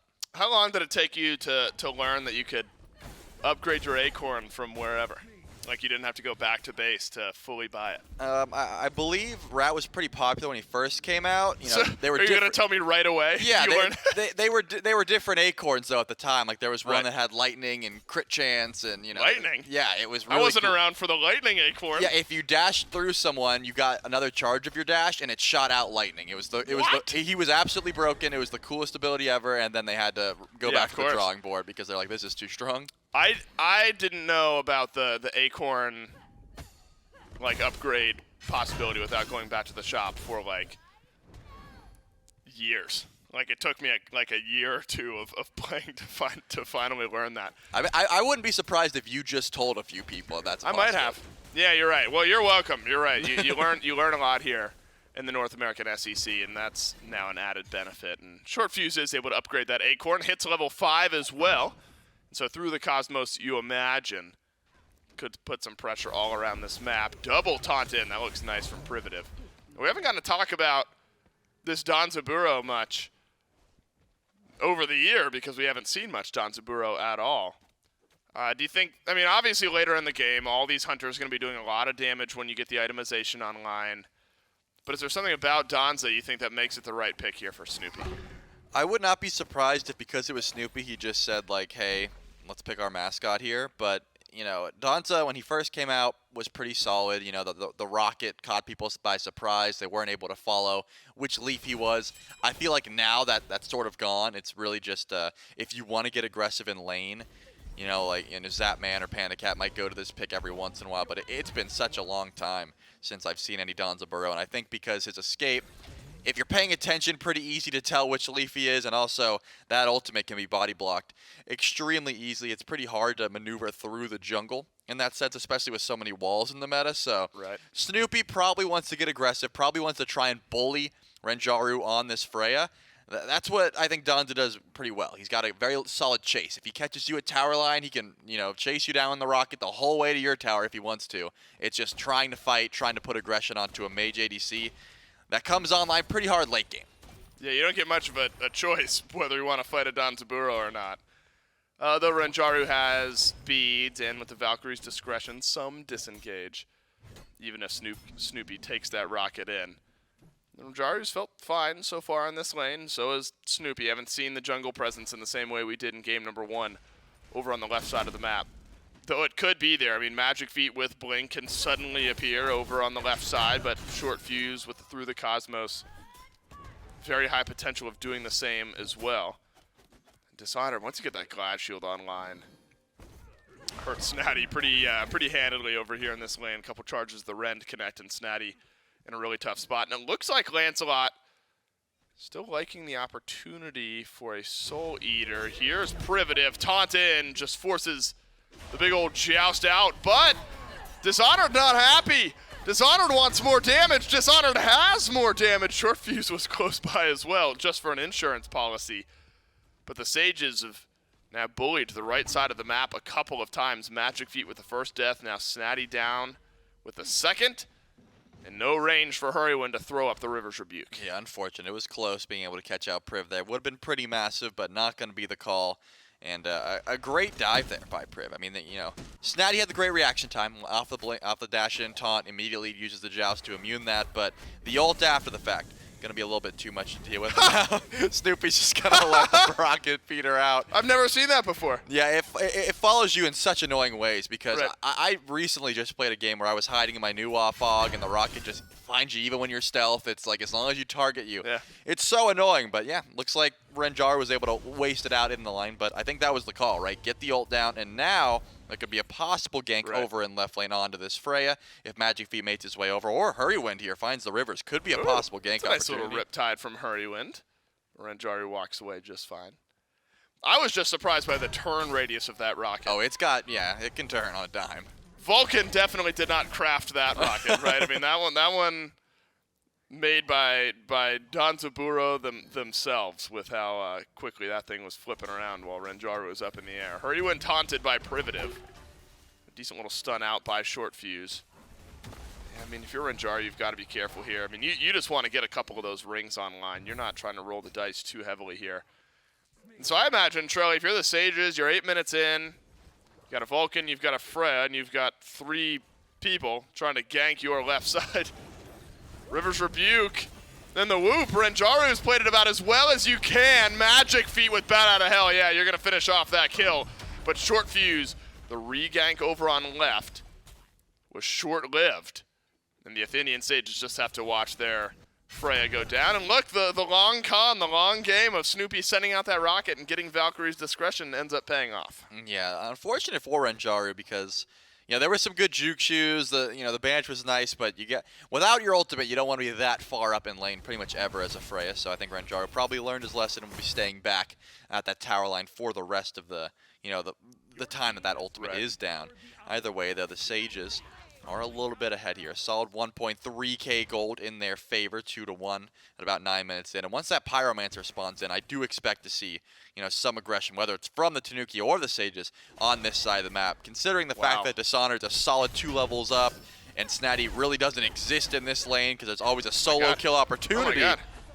Snatty's going to have to put the juke shoes on to live this one. Yeah, looks like there's going to be a Through the Cosmos crashing in. Snatty up, down, but ends down. 24 seconds on the death timer. Magic Feet attempting a re-gank as well, but Dishonored just goes right back in. That's a second item Emperor's Armor by Dishonored, Wow. by the way. Does that tell you that tower diving is on the table for this Nike? Tell me you're confident you're going to be winning lane without telling me you're confident you're winning Right. lane. Dishonored said, hey, this guy won't fight me, so I'm going to bring the fight to him underneath the tower. That's just what Nike brings, apparently, when it's in Dishonored's hands. And I don't envy the situation that pretty much the rest of the carries are in. Nehu's sitting fine in lane currently, but once a level 12 Nike jumps on you, it starts to look a little bit difficult to try and survive because Nehu just doesn't have the itemization to try and deal with a Nike at this point. Just Warlock Sash not quite stacked up at the moment. Once you get like a Soul Reaver online, it starts to get a little bit easier. But it looks like right away when the Pyromancer spawned in, the Sages are on it. Here comes Snatty to try and go for the steal, though. He might be too late. Snatty unable to steal away the Pyromancer. Short Fuse, though, under pressure, gets a kill, but then hands one right back to Jangaru. So the Sages get the Pyromancer and trade out a 1-for-1. You lose Short Fuse, you get Snatty again. You've kept this Lancelot heavily behind, and Dishonored's going to be able to hang out, clear up the wave. Earthshaker doesn't do much. Does help drop the Greater Scorpion, I believe, for the Athenian Sages. So Dishonored hanging out in lane and farming things up. One thing we did not see much of, Nehu did a lot of damage in game 1, topping the game by about 10,000 or so by the end of it. Did not see a lot of Earthshakers onto objective as like the big confirm utility. Suppose didn't need it. There was a lot of fighting happening beforehand, but that's something the Sages might be able to take advantage of here, Trail. You got the big execute confirm ultimate on one side of the mid lane versus the burn from Nehu on the other. Yeah, and that's the thing. Nehu just doesn't bring that amount of burst, so Jangaru probably feeling pretty confident going for things like that. Pyromancer Snatty did pick up the kill in the process, but what it really did was put Snatty away from his wave for quite some time, whereas Dishonored was able to keep up the pressure. And here it's happening again. Yeah, another gank opportunity. Snatty doesn't have the ultimate. Ugh. Yeah, that's going to be another one. Short Fuse with the third of the game. Snatty has just been pressured relentlessly, and now Snoopy actually in some danger as well. Yes, Hurrywind in range. Banish slows down the effectiveness of that River's Rebuke just a bit. This time Valkyrie's Discretion is there. Earthshaker only onto Hurrywin, only eliminates the shielding, but Jengaru too far forward. Can Magic Feet deal the damage? Bat out of hell. That should get Magic Feet out. My goodness. How Magic Feet lived, how Jengaru lived, beyond me. But everyone on the left side survives. And the Athenian Sage is able to pull a lot of gold back over here on the right. Yeah, unfortunate for Magic Feet. Your speed buff is definitely going to be getting taken by Short Fuse because you're over on that side of the map. So you're going to show up and be pretty much upset about that one. But, you know, Dishonored gets a tier 1 tower over and right during that brawl. You know, I wouldn't be surprised if we're in solo lane rotation territory looking for that first Gold Fury. Yeah.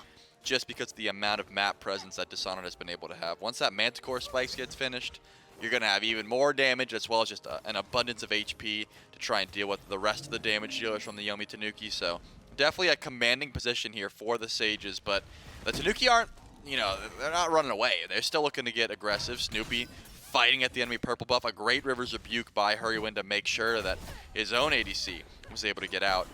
And that was almost a tier 2 tower dive. So the Tanuki are certainly not scared at this deficit until that Nike does decide to rotate in. At the moment, everyone's looking pretty even. Well, Snatty, luckily, finally able to finish up that Glad Shield. Gives something to lean on to the Yomi Tanuki solo laner. Hurrywin chasing down Renjaru here as well. Was a Rocket. We've already seen Rocket traded for Valkyrie's Discretion and paid off for the Yomi Tanuki, but Renjaru won't have to worry about Snoopy sending that his direction this time around. I am curious about this Emperor's Armor pickup. I think there is thought experiment to be had, because certainly helps Dishonored in lane, right? If you're continuing to put pressure on Snatty, you're fighting around those towers, you're bringing the fight to this Lancelot. Makes sense. But Trelly, do you feel like it limits Dishonored then in what you're able to do counter to picking up any other item, what the next logical item would be? Like in a moment like this where you're not fighting around the enemy objective, would you maybe rather have something that's not the Emperor's Armor? Do you think it is too much lane presence and not enough teamfight presence counter to what there could be for Dishonored? Well, you know, Dishonored did, I think, realize early on that he would have pretty solid pressure in lane. Got the tier 1 tower down. Right. Buff, like pre-10 minutes. They dove tower twice, so I think it's just a play. You already got value? I think it's just a play style. You know, you got the value of killing Snatty. You got the value of killing the tower. And it's just you can continue to play underneath that tower because of that. Finally, the Sage is feeling confident enough to go for this Gold Fury. We know about the confirm. Earthshaker does get dropped, and that should be enough to get the Gold Fury 14 minutes into the game. And guess what? Pyromancer's spawning back up here soon. Well, Dishonored now being whittled down a bit by the Yomi Tanuki. Emperor's Armor will help out now if your team is getting tower dove, but I'm not sure the Tanuki should be considering that given the way that this game has gone. Magic Feet taunted back. Athena is obnoxious. You just throw out a taunt underneath your own tier 1 tower and suddenly the moment flipped around. There was a bat out of hell if necessary, but Magic Feet didn't use it. Crusher into Transcendence, and that Transcendence has been slowly stacking up here for Magic Feet. And so Trelly feels like the game slowed down a bit now for the Yomi Tanuki jungler who's got to kick back and farm up some of these camps and get that item transformed.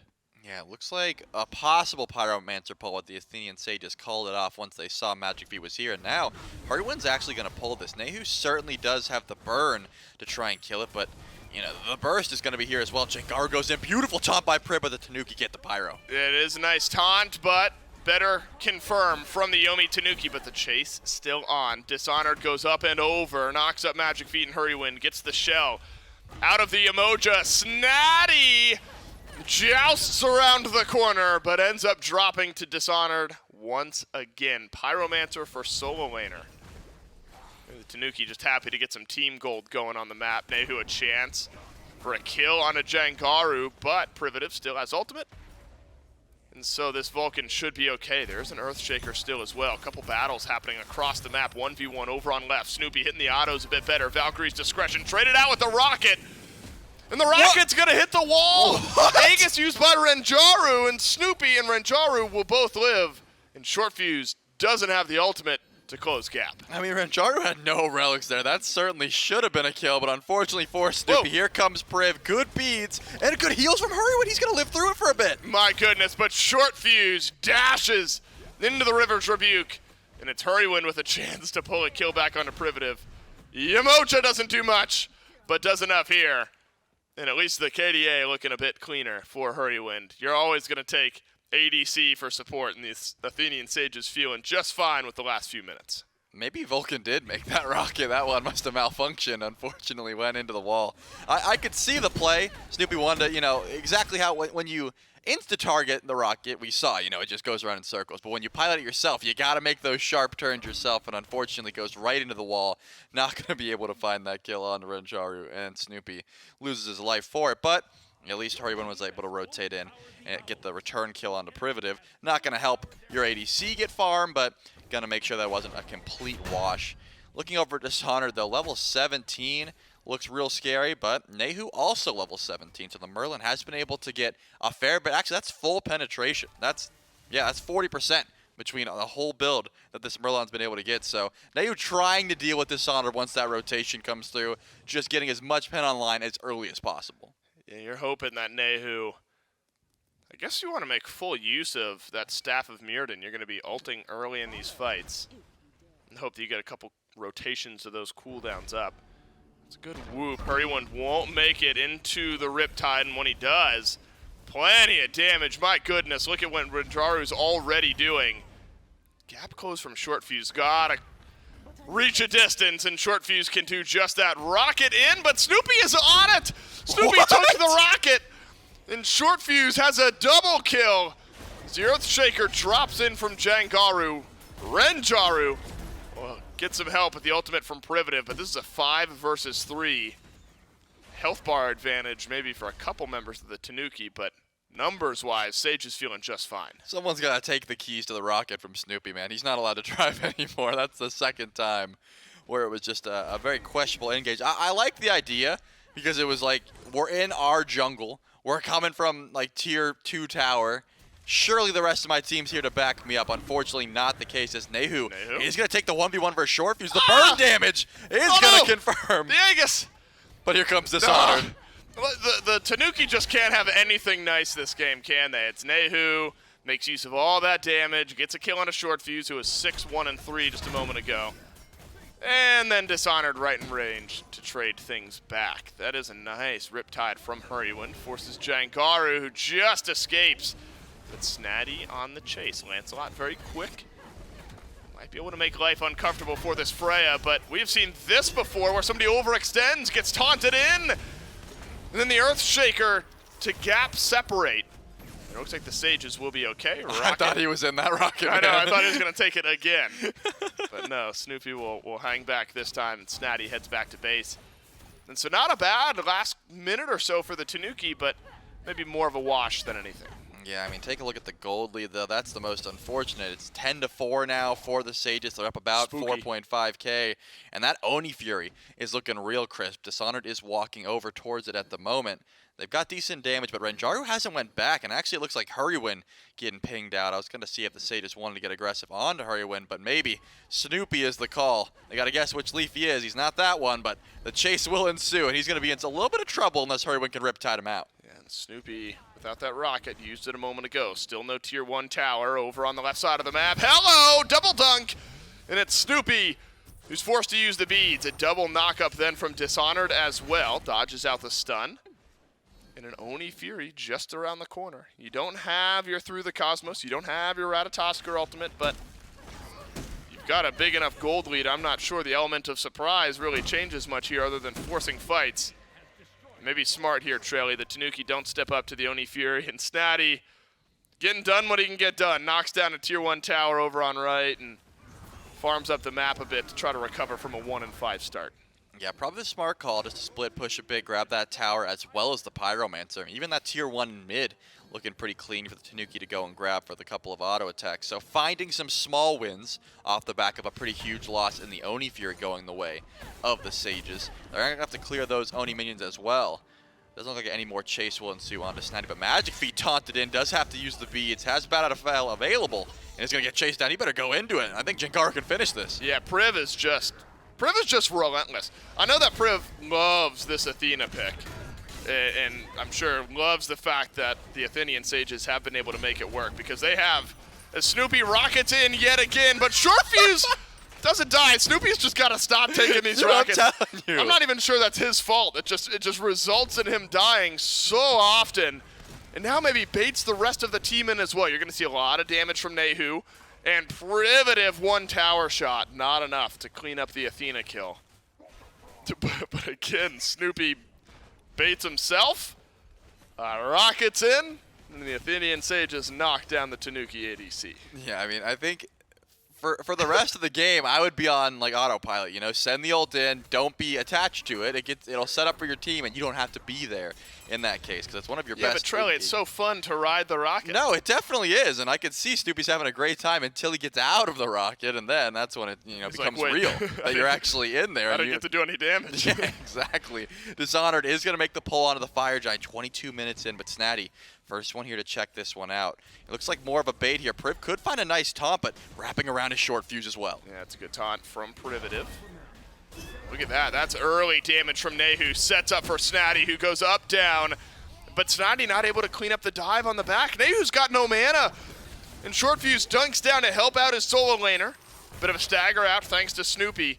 Actually, a decent looking fight here for the Yomi Tanuki. Earthshaker chunks a bit of damage away from Snatty, who's going to get melted through unless Renjaru doesn't have the line of sight, which he did not. Now Bat Out of Hell for Magic Feet brings this chaotic fight to its next stage. Double knock aside from Jangaru. Dishonored with the ultimate backup. Now chasing down Hurrywind. Jangaru with one, Snatty with the other.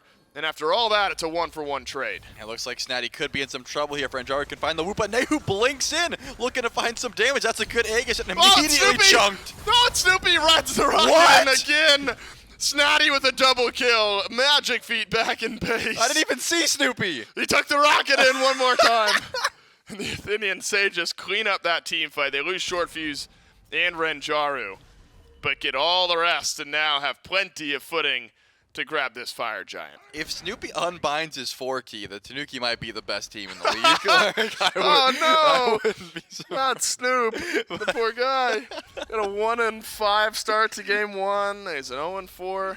I mean, that's been 4 ults. That's all that was. Magic Feet doesn't have the Bat Out of Hell, so Jangaru gonna pick up that kill. On a rampage is this Vulcan, and should be able to pull this even without the ADC. I mean, the Vulcan turret, once it comes back off cooldown, is going to do a fair bit of damage, but check this out. Hurrywind's on the way, and Reverse Rebuke is available. That could make a little bit of disruption at the very least for this Fire Giant. SPL pedigree here, Hurrywind. The new support for the SPL Solar Scarabs into the Fire Giant pit. Tosses up the Reverse just Rebuke. watched. But pure stopped DPS means that Hurrywind is going to have to stumble on away, and it's going to be hard to out-confirm an Earthshaker. And no mistakes made by the Athenian Sages. And in fact, now Hurrywind in some trouble. Good taunt from Privative once again. Nehu is here, and Nehu's got a double kill. So much damage in this Merlin build.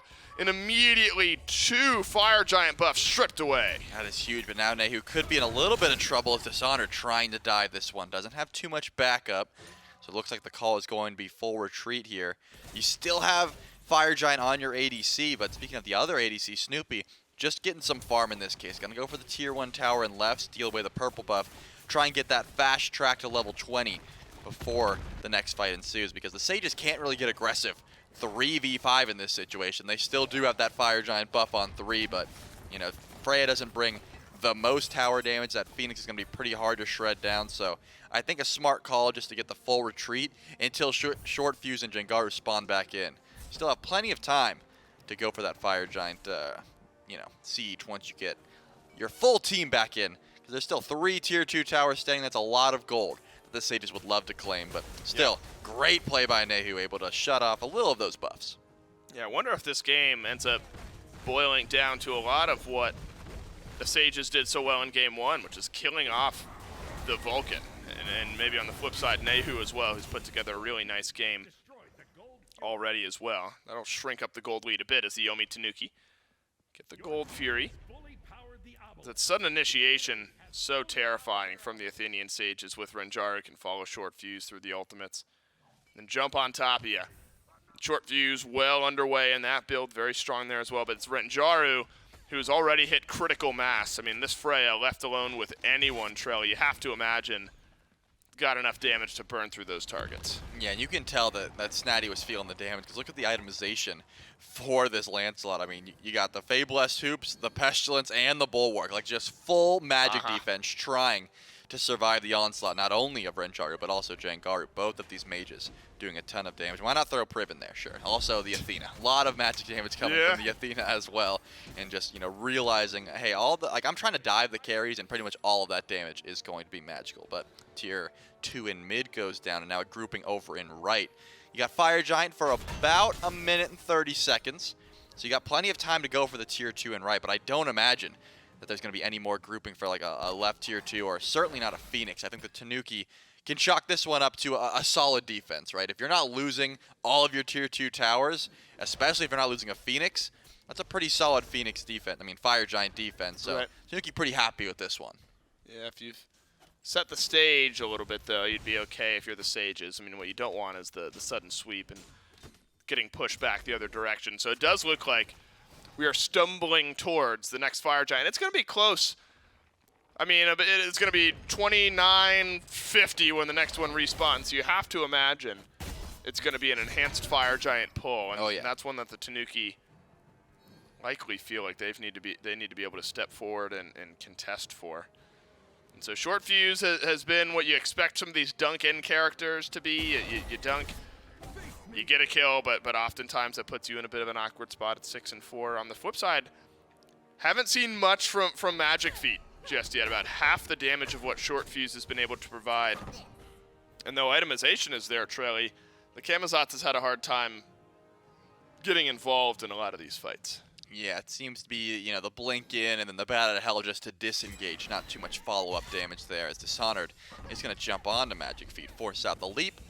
And actually, you know, despite the fact that Fire Giant buff just wore off, take a look at the grouping here. It looks like the Sages do want that last tier 2 tower, even without the Fire Giant buff. This could be a risky call if the Tanuki did group up. Never mind, Hemp Armor. Never mind. Dishonored's got it covered. There's guys. your value. Yeah. More value. They can get the tier 2 tower for free, back up, and still have the time to go for that enhanced Fire Giant, as you highlighted, in about 50 seconds or so.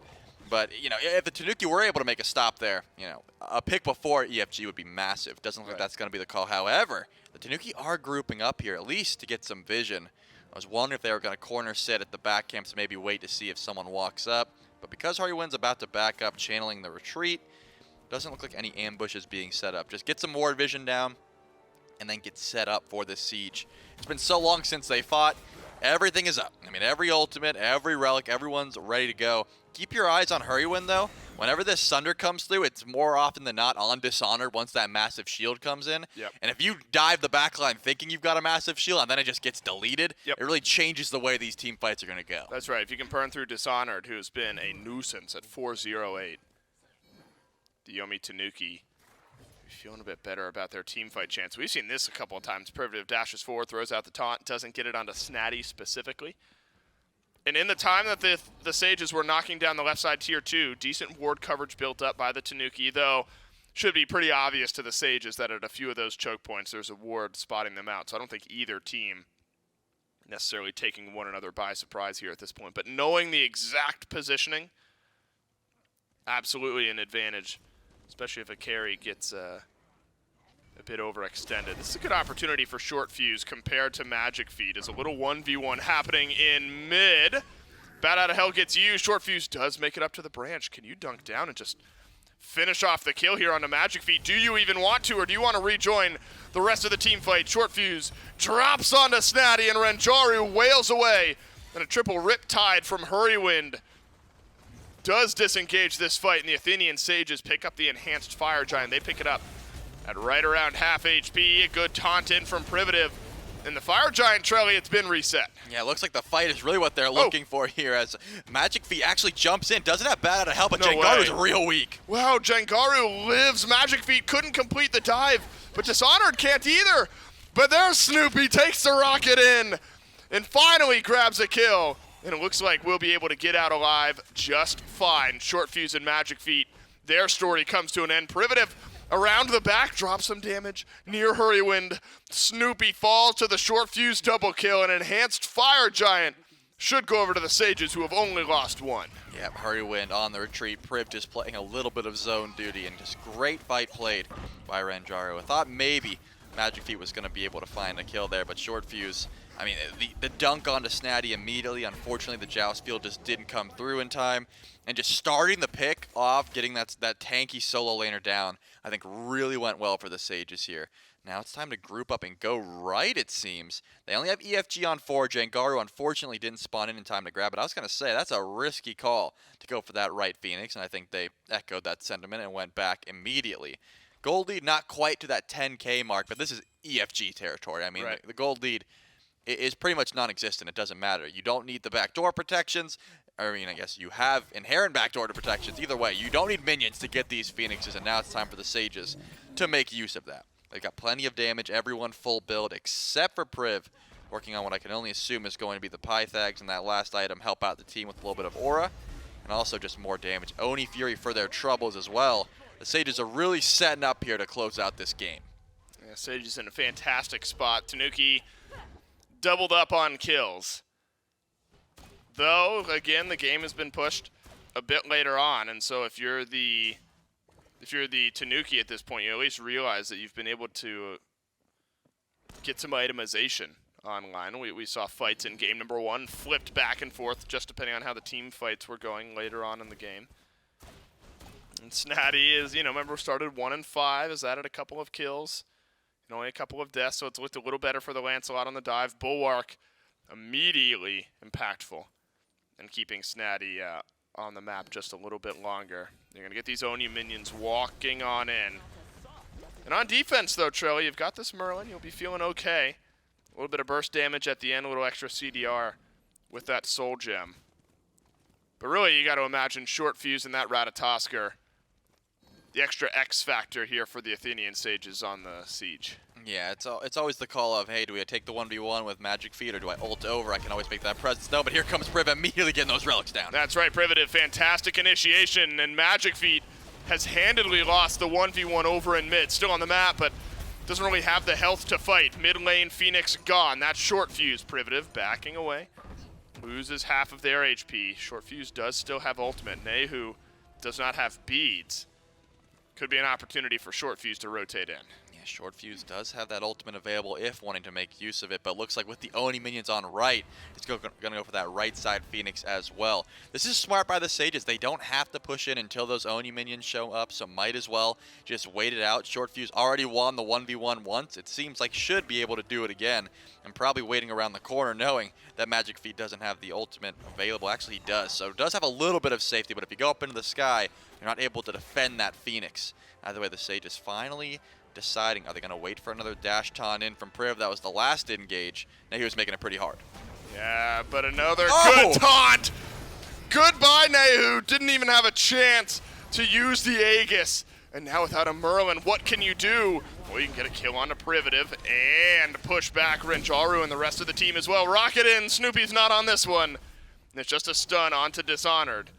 The left side Phoenix still stands strong. That was a beautiful taunt into the Earthshaker, but Dishonored finally going to go in here. Immediately uses that ultimate, but Hurrywin makes sure to go that one. Snoopy doing a ton of damage here, but the Phoenix is the target. They're not looking for kills. And Snatty would like to end this fight. Does do so, just poking his head around that corner. And if you're the Sages here, you're maybe feeling like, all right, well, look, we got 20 seconds left on this Enhanced Fire Giant. Our teammates are going to be respawning in about 30. We got left side and mid Phoenix. What else do we need? Now, if you can siege up the right side, fantastic. But at this point, maybe a bit risky. Take a deep breath, reset. In about a minute's time, Enhanced Fire Giant number 2 will be back on the map. And so really sets the stage perfectly for the Sages here, who are about 11,000 gold ahead. And really, Trelly, I mean, if you're the Tanuki, you're just hoping that, the builds are so equal that you can somehow win a sneaky team fight, but the map state is just so ugly for this Yomi Tanuki team. Yeah, it's looking rough. They don't have too much global presence. It's just a teleport from Snatty. So, 2 fire waves to be cleared, Enhanced Fire Giant on the map. We have hit the point where Freya is just deleting everyone that Ranjaru touches.